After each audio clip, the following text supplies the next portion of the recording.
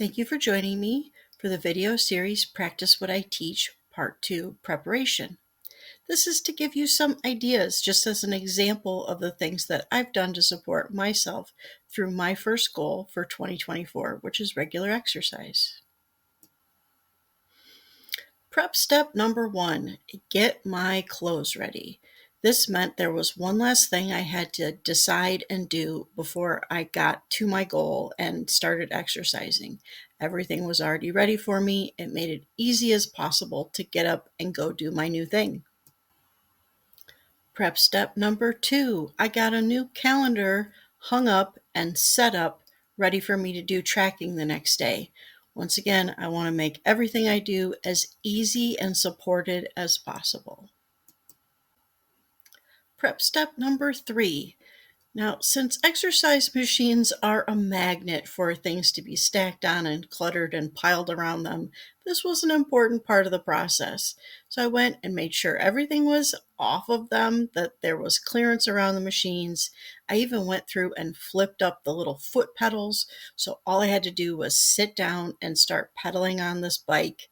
I wanted to make it as easy as possible to start doing my new thing. Prep step number 4.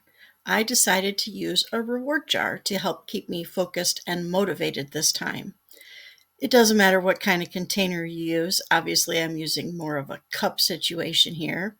But what is important is that whatever container you use, that the rewards are something you have immediate access to, whether you're picking the actual reward out of the container or a slip of paper that just says what it is you're going to get to do or have.